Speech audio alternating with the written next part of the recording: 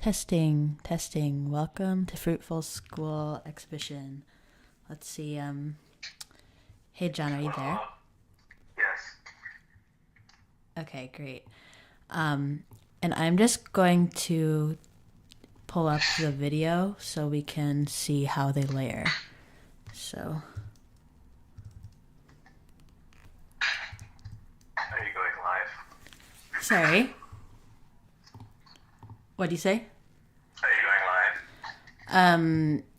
Yeah, it's all live. I guess we're just testing, so people can see this, but I think it's all right. Okay, so let me pull up the video.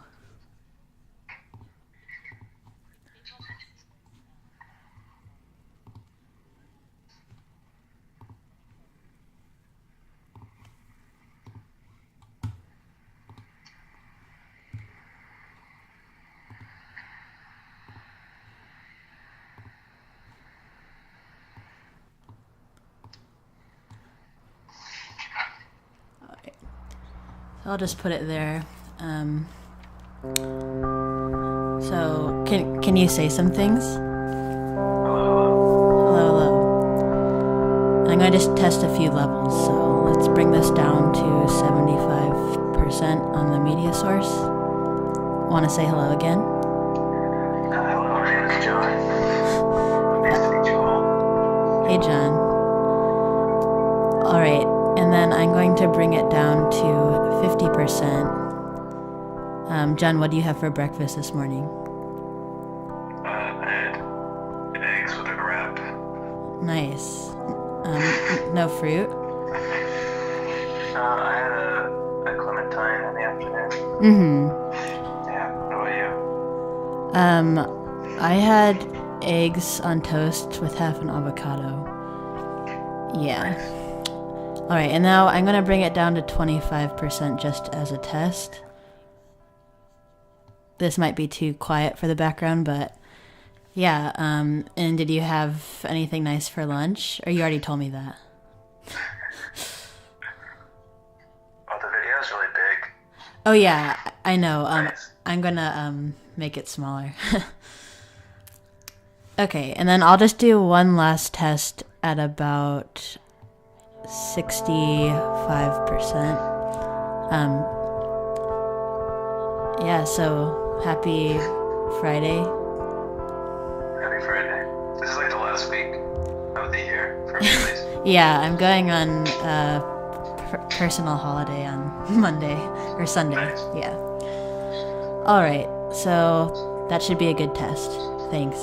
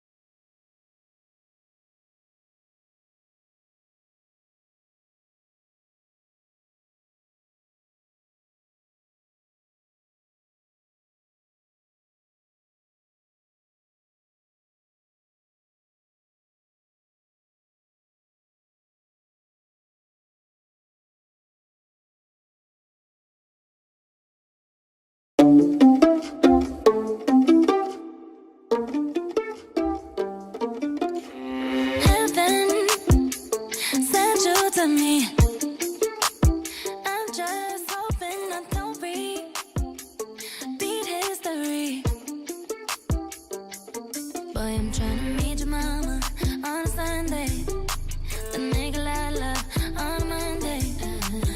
Never need no one else, babe. Cause I'll be switching in positions for you.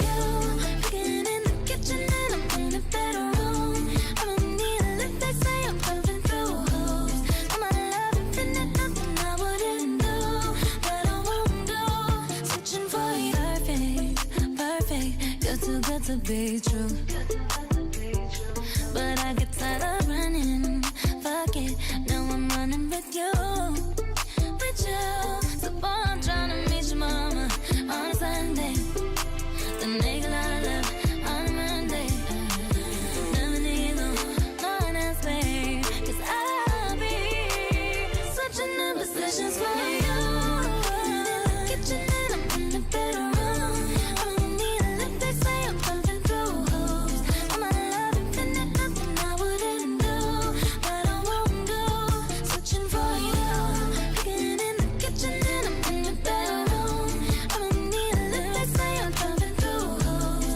I'm my love infinite, nothing I wouldn't do, but I won't do.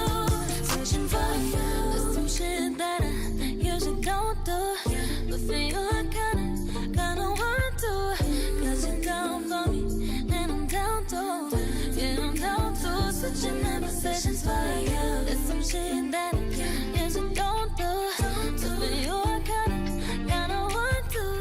Cause you're down for me, and I'm down too.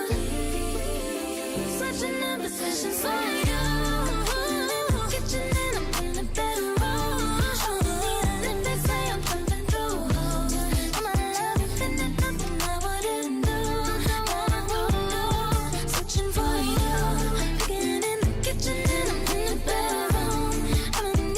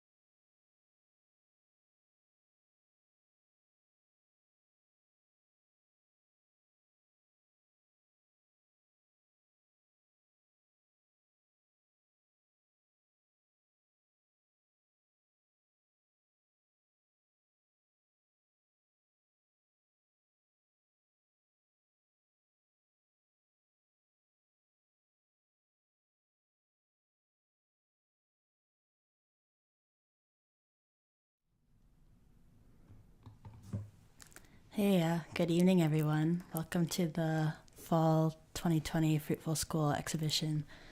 My name is Laurel, and I run this school with John. And I thought I would just ring John up and get him on the line. So let's fire that up.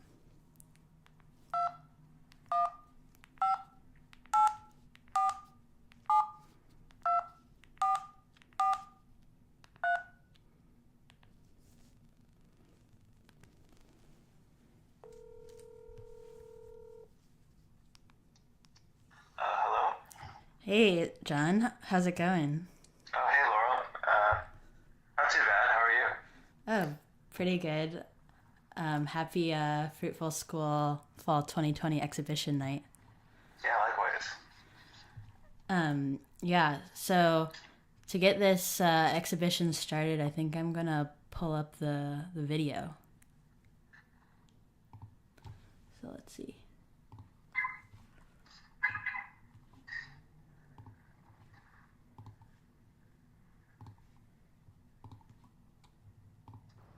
Okay. So let me make this a little smaller.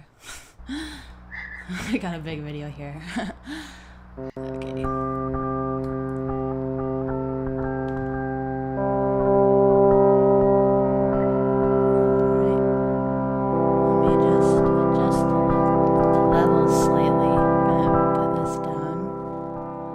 Hopefully you can hear us. Yeah, John, did you eat any fruit today? I had a clementine. That's about it. What about you?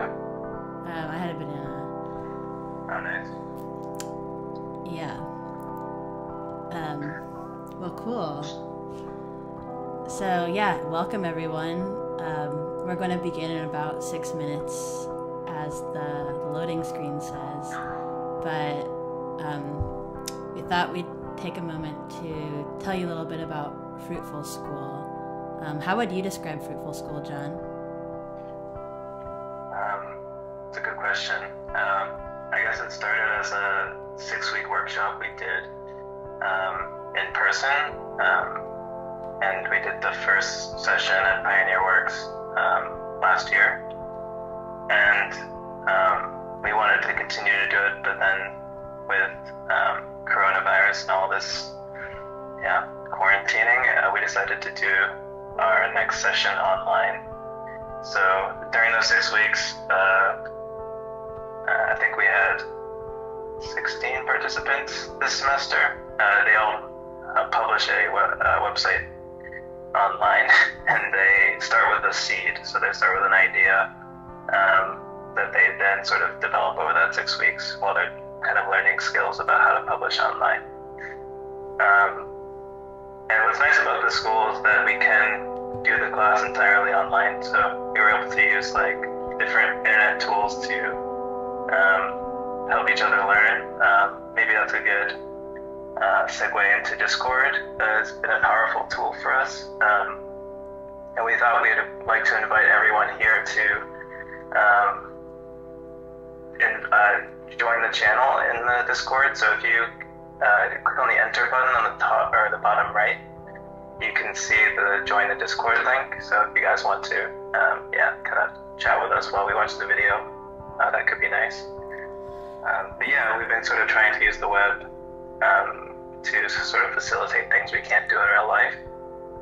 So it's been definitely very interesting to deploy not only the class but also the reception online. So that's kind of what we're doing now.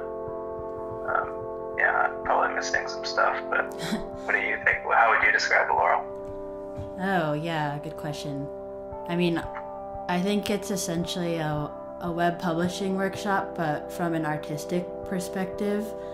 And so we're really interested in mixing like both code and culture and like histories of the web, but also art, and like basically how do we publish to the web, kind of thinking about an art practice. I guess like because all ideas start in some way like as seeds and then gradually grow to to a fruit, and so that's kind of like the metaphor for the school. But yeah, let us know in the Discord if anything, like you can't hear anything or the levels are weird, because I've got the controls back here.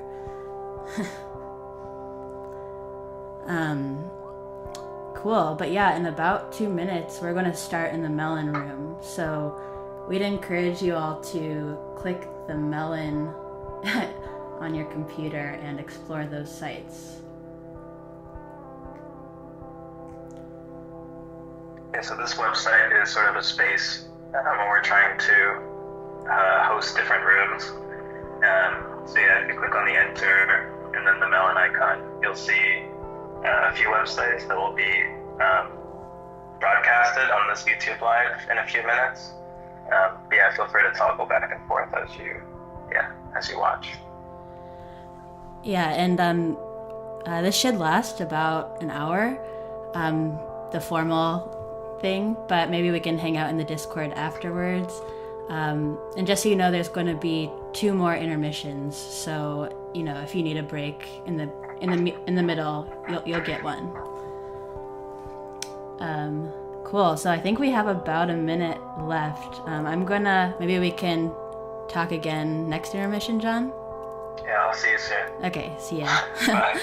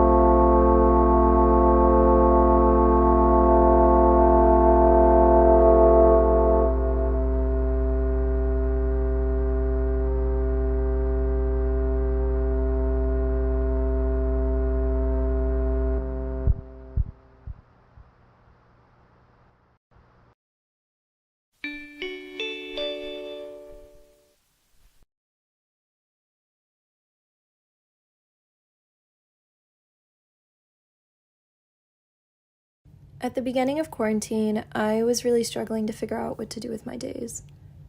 I imagine a lot of people were.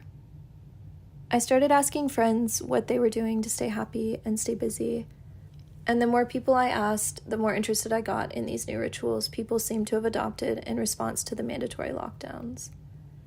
It was funny how, unknowingly, so many of my friends happened to have adopted very similar kinds of rituals and were performing them at very similar times of day. I wanted to create a space that recognized this pattern and highlighted this greater collective ritual that was happening. The site changes every hour throughout the day, and the activities shown are only what is being performed at the current time. It forces you to check back to see what might be happening later in the day, and it means that the site looks a bit different every time that you visit. I wanted to give strangers or people who I might not have direct contact with the ability to add themselves to the daily rotation. So there's a Google form for anyone else who would like to be a part of the project.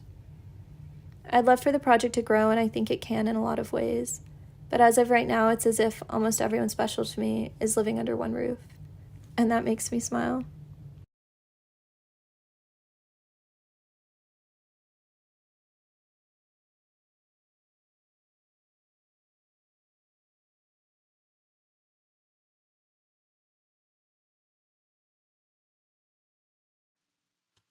Hey, my name is T, and we're at my desk right now.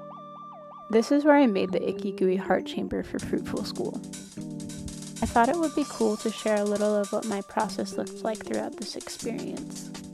The Icky Gooey Heart Chamber is what I'm calling my designated chamber of the internet for expressing and recounting intimate experiences. I really wanted to create something that felt beautiful and disgusting at the same time, because that's how I've experienced love so far. I love experiencing crushes, feeling be always dreaming, and every interaction feels like drama. And maybe that's because I have a big imagination and I love to tell stories. At the same time, crushes really suck, and have made me a totally insane shell of a person.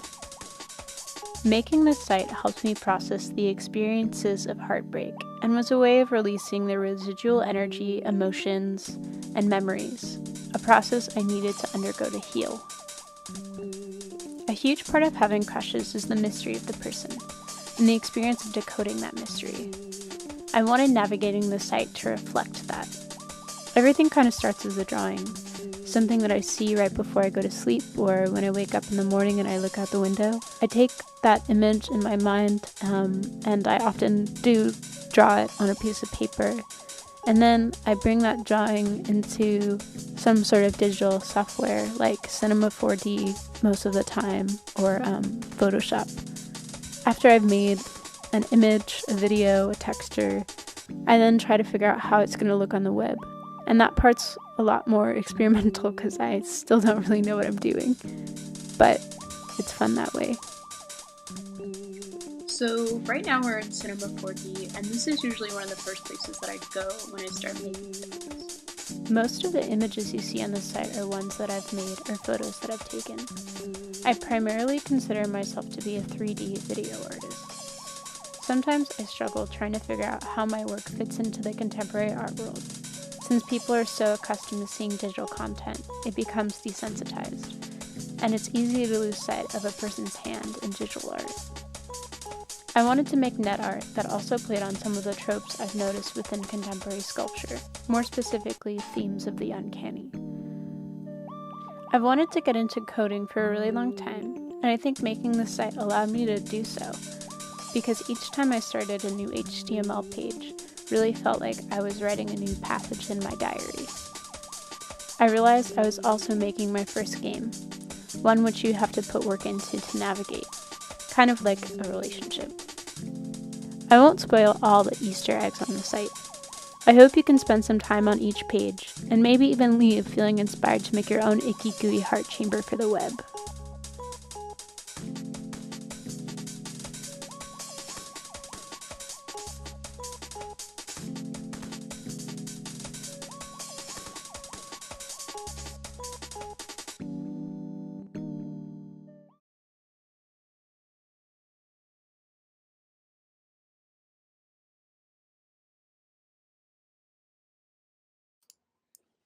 Greetings and welcome to Scold Space. I'm Siri and this is my first website made over the course of Fruitful School. Scold Space is what you could call a digital humanities project of sorts that looks at shrew taming narratives of early modern England. The core of this project is Shakespeare's Taming of the Shrew and its predecessor, The Taming of a Shrew. At the moment, this site is very much just a skeleton. As you can see, a lot of the links are placeholders to subpages that don't quite exist yet. Most of what you will see are just the products of me trying to get my bearings on HTML, CSS, and JavaScript. However, some of the links do work, so I'll just take you through them now. So this is a gallery of all the historical material that informs the play. Many of what you'll see here are trenchers, which are a type of medieval tableware. They're basically small plates that were inscribed with sayings or prompts about good and moral living, many of which touched on the tropes of marriage and courtship that are relevant to the taming of the shrew. Right now you can move these trenchers around, but not much else yet. I'm still trying to figure out how to really emphasize the physicality of these objects, because one of the goals of this project is to highlight the material culture that is embedded in the play itself. In general, people regard Shakespeare's works as unique opuses insulated by their author's genius from their surroundings, but in this project, I really want to show that the Taming of the Shrew is actually deeply enmeshed in and conversant with all the objects in folklore and popular expressions of its time. Now, this is the table of contents, or contentments as I like to call it. Here, each act in the play is represented by a thematically relevant trencher that I've composited from actual trenchers and other relevant print materials such as playing cards and ballads. Now, when you click on one of the trenchers, it will lead you to this section where you can actually read and cross-compare the text of a shrew and the shrew. And at the end of the text, there's this little Easter egg where you can deliver your judgment on the good and bad women of the play. So to give some context, there was this early modern woodcut that depicted two monsters, Philgut and Pinchbelly. Philgut, who is not pictured here yet, ate only good men, and owing to the alleged abundance of good men at the time, was very fat. Pinchbelly, on the other hand, only ate good women, and for the want of good women, was starving to death. So goes this narrative, at least, which was just incredibly relevant to the narrative of the taming of the and a shrew. Because the central question at the end of the play is if Catherine, the quote-unquote shrew in question, has truly been tamed by her abusive suitor into a quote-unquote good woman. So yeah, you can decide whether or not she or her sister, Bianca, who is running here, or the other character, the widow, are good women and therefore deserve to be fed alive to Pinchbelly. So I just thought it could be interesting to open up that question to readers at the end of the play. I'm also planning on adding in a good man / Philgut component to this bonus endgame at a later point.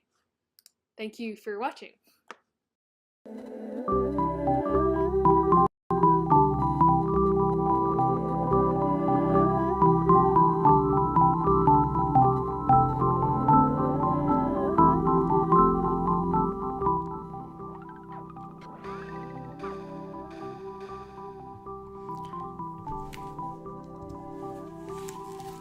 Hey again, everyone. Hope you're all having a good night. So I'm gonna call up John again. Let's see.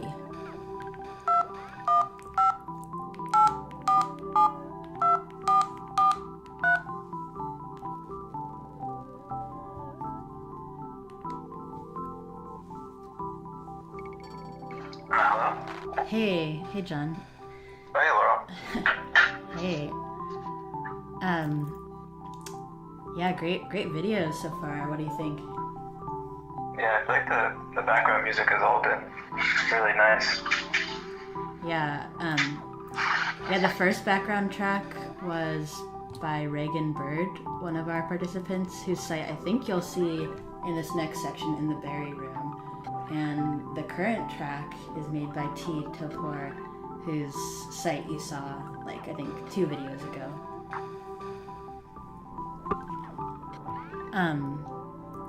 Yeah, but maybe we could fill people in on so what did we actually do during the 6 weeks?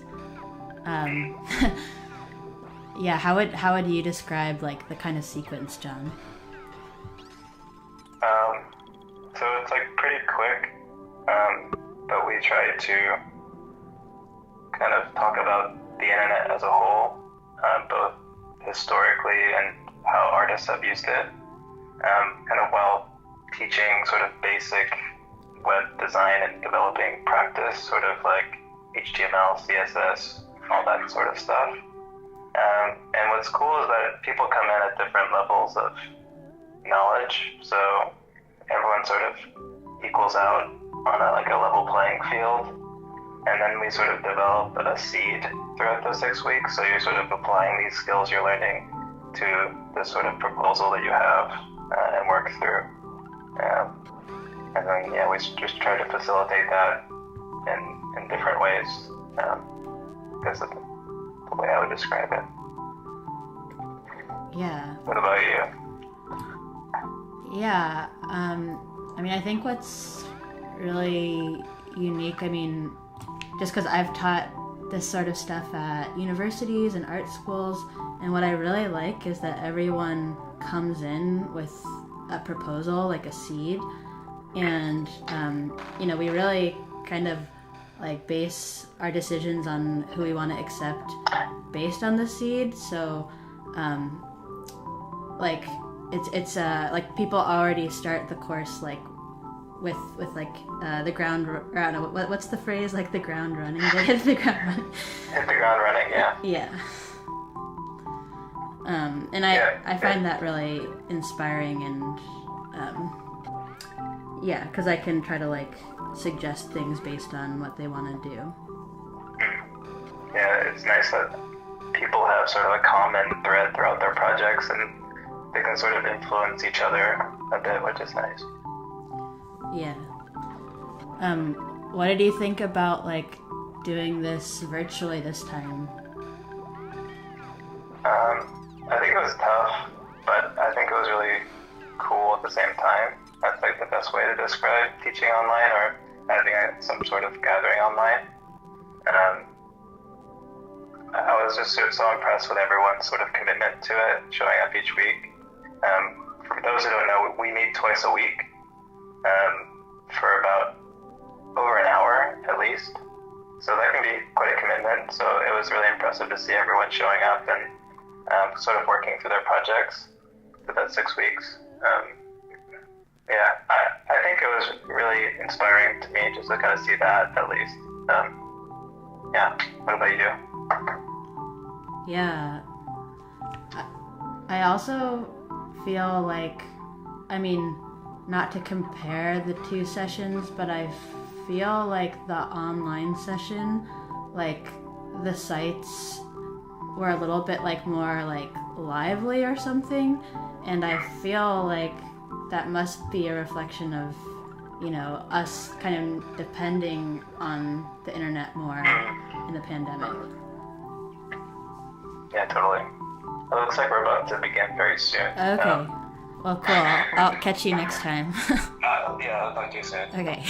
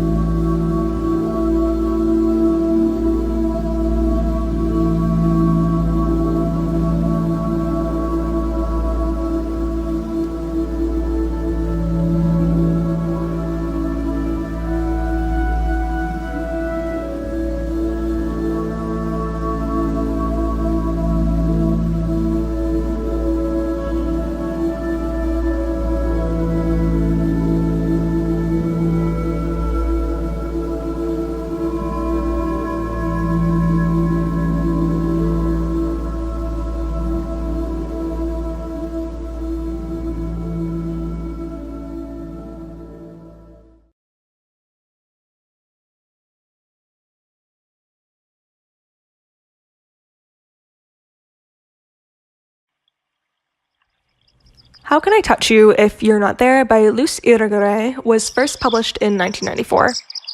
I found the English translation in 2016 and was struck by how her anxieties about communicating digitally mirrored my own. I tend to have more faith in the ways in which the internet has enabled us to establish intimacy without proximity, but was drawn to the poetic terms that she used to describe her concerns. Sensory manipulations and imagined reproductions by way of the television screen and fax machine all seem to pose a threat to her pursuit of authentic connection. This website excerpts a short passage from her essay. She imagines a world in which she meets her long-distance lover in the countryside and rolls around in the grass, basks in the silence, and becomes sticky and stained from the blackberries they share. When I returned to this essay during the spring lockdown in Brooklyn, the relative impossibility of this passage struck me. My daily experience, much like that of millions of people around the world, consisted almost exclusively of marathon Zoom calls. Today, you can read this excerpt on blackberries.today, and if you're lucky, someone else will be doing so at the same time as you. This website was coded using HTML, CSS, and simple JavaScript, most of which was focused on enabling you to see when there are others on the site at the same time as you and to not see the site when that isn't the case. Many thanks to my classmates, Laurel and John, the National Park Service for the audio, and of course, Luz Irigaray.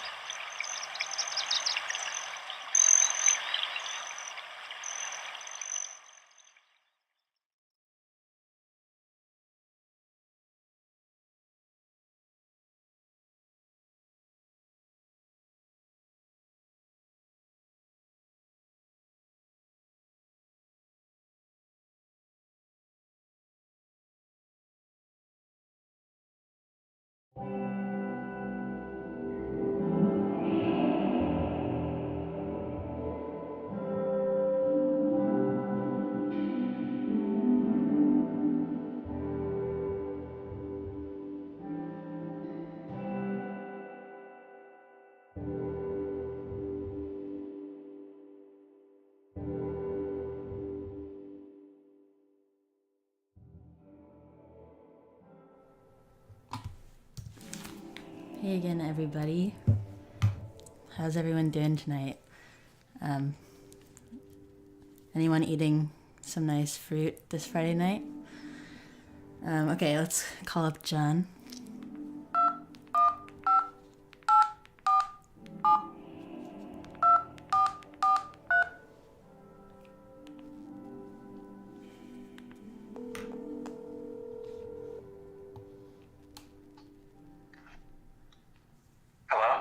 Hey, John.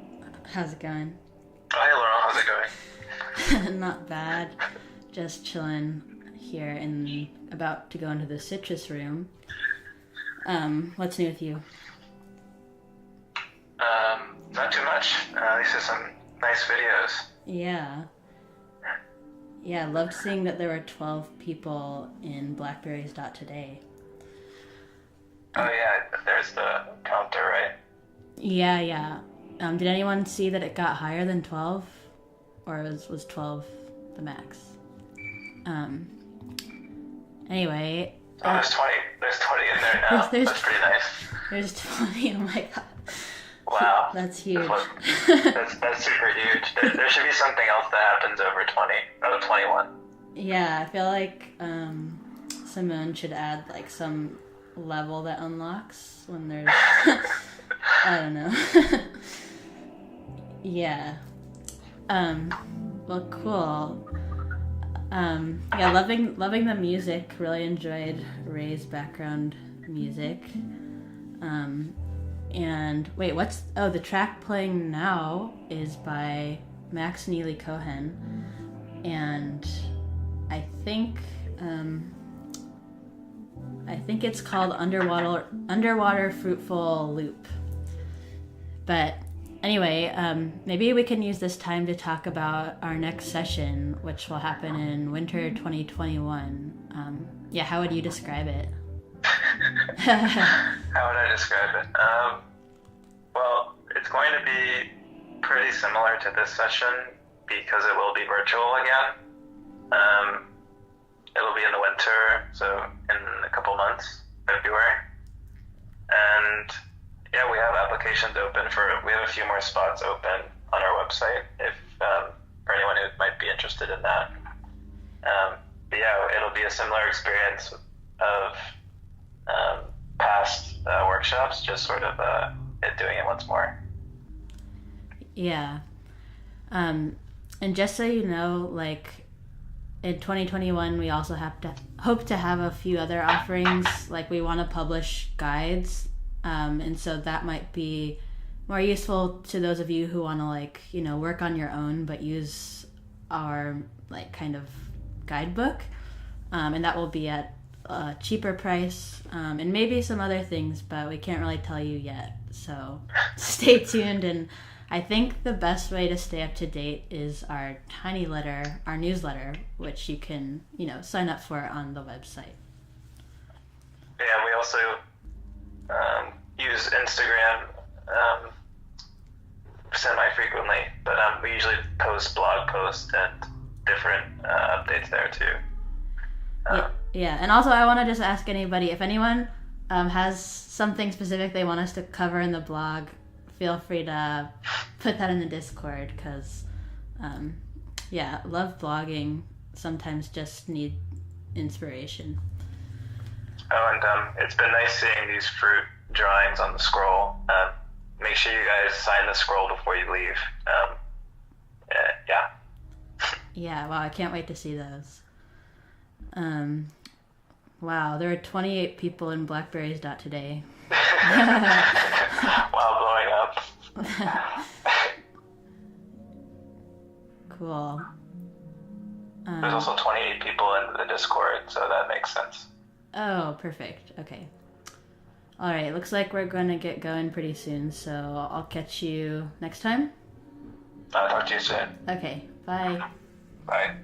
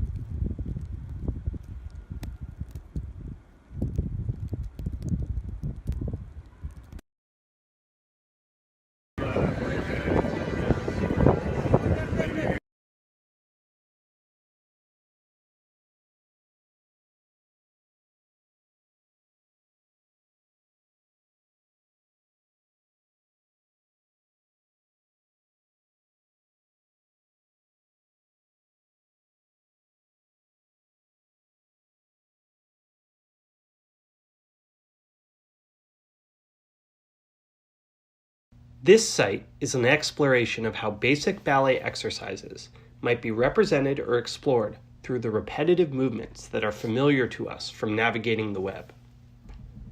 This part is a larger explanation of that and why I made it. It basically says that I started my very first ballet classes during the pandemic at age 34 over video. During this time, I also made my first website. This button opens up a tab where you can play the music that you will start hearing right now. And now we go to the exercises. Tendus, one of the most basic movements in ballet, where you brush the floor out to a point with your foot, are accomplished by clicking on the image of the dancer.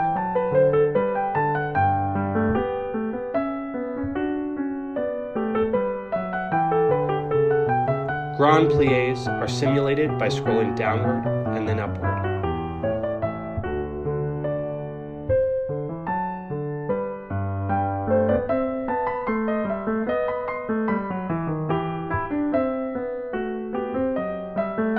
Here, we scroll left and right to simulate folding and lifting at the waist. Be careful not to tip too far.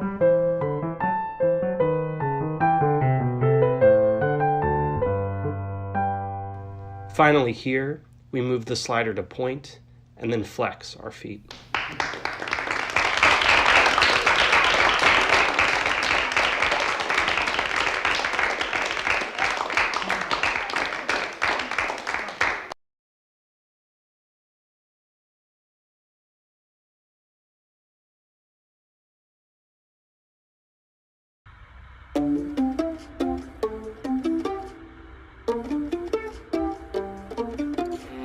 Heaven sent you to me. I'm just hoping I don't beat history. But I'm trying to reach your mama on a Sunday. The nigga I love on a Monday. I need no one else, babe. 'Cause I'll be switching up positions for you. Cooking in the kitchen and I'm in the bedroom. Need a layup, pumping through holes. All my love infinite, nothing I wouldn't do, that I won't do. Switching for you, perfect, you're too good to be true. But I get tired of running, fuck it, now I'm running with you.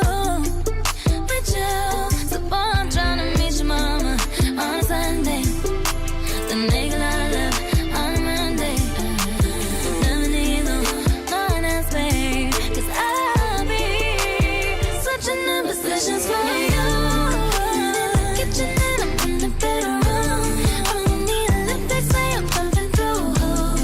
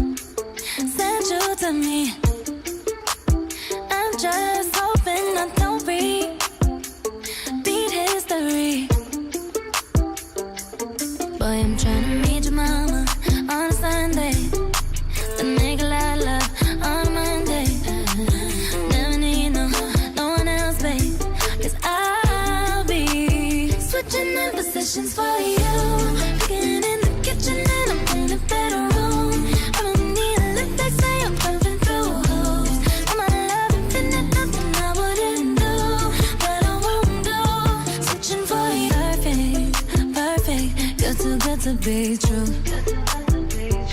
But I get tired of running. Fuck it, now I'm running with you. With you. So boy, I'm trying to meet your mama on a Sunday. The nigga I love on a Monday. Never need no one else, babe. 'Cause I'll be switching in positions for you. Kitchen and I'm in the bedroom. I don't need a lift, they say I'm pumping through holes. I'm a love infinite, nothing I wouldn't do, but I won't do. Switching for you. Cooking in the kitchen and I'm in the bedroom. I don't need a lift, they say I'm pumping through holes. I'm a love infinite, nothing I wouldn't do, but I won't do.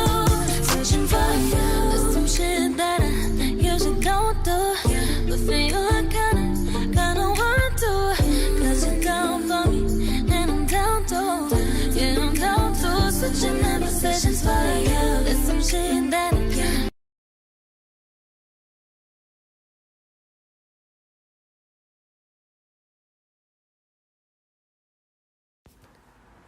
A couple years ago, my grandma moved to Egypt. She left me with this box, that was full of photos, printed things over her career, pictures of pictures, photos of dolls, and photos that she had just taken over the course of here when she lived in New York. Among the materials in the archive, there are a bunch of photos of dolls. She's always loved dolls, collecting them and making them. She worked as a social worker at Gouverneur Hospital, and there she ran a therapy doll making group. My grandma and my dad moved to 265 Cherry Street the year it was finished being built in late 1979. She lived and worked in this neighborhood for over 30 years.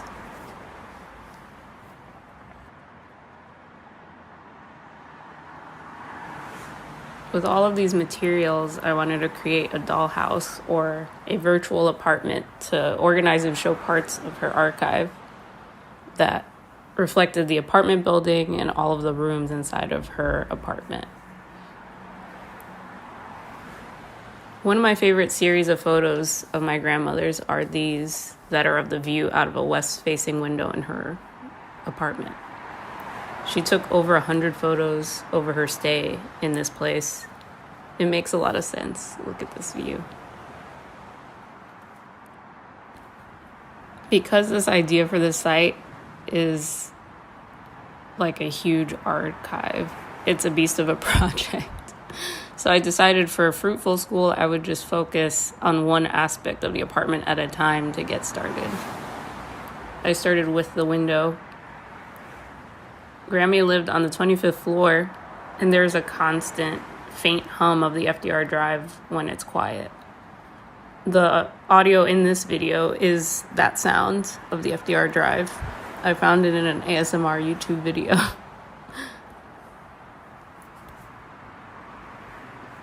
I organized the photos from the perspective in which they were taken out of the window. So they start from the view out of the left and then pan all the way to the furthest right. And there is one photo of her in the reflection in this scroll.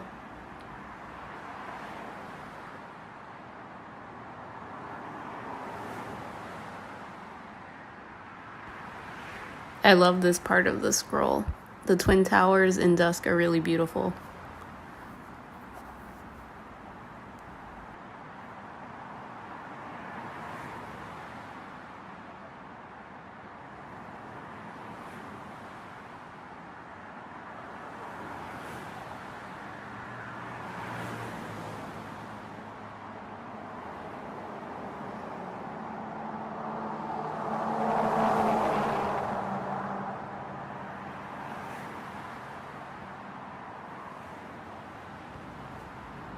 The photos on the left here are pictures that my grandma took, and on the right are my photos that I took of my brother and dad a couple years ago.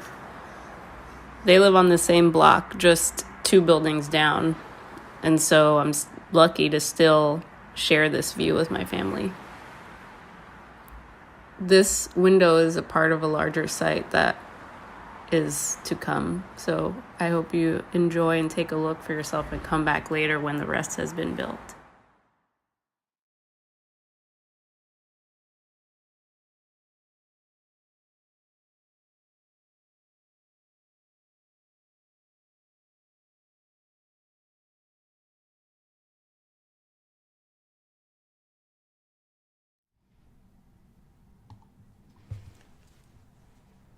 Congratulations, everybody. That was amazing. Yeah, wow. So I'm just going to call up John one more time. So let's hit him up. Here we go.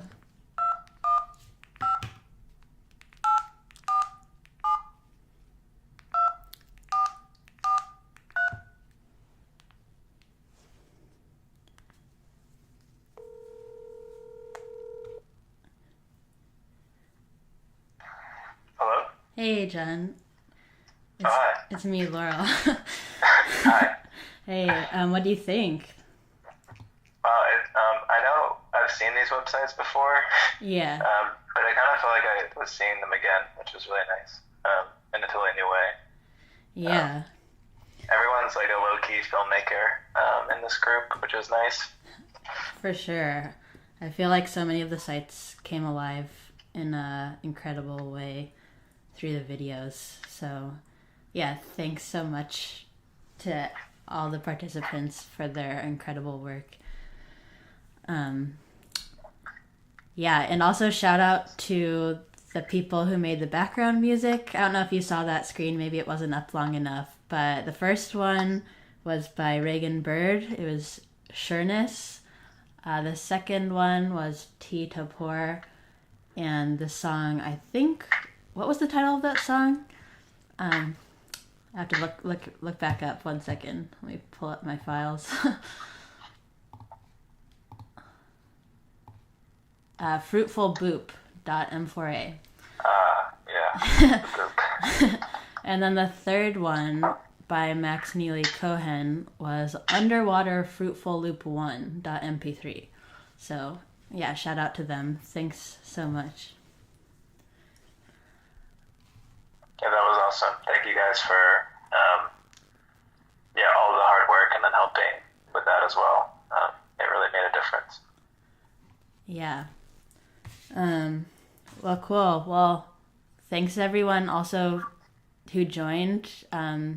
Great to have you with us this Friday night. And this will be replayed tomorrow on kind of like a loop from noon to 7 p.m. Eastern Standard Time. So we wanted to make it a big window in case people are in different time zones and stuff. So hopefully that works. Come back tomorrow if you want to relive the moments. Yeah, thank you everyone, and make sure you stick around in the Discord if you want to say hi. Cool. All right, well, have a good night. And you too. oh yeah. Okay, bye John. Bye. See ya. All right. Let's see. Should I play some? Maybe I'll play some music. Okay, I'm gonna fade myself out. Bye.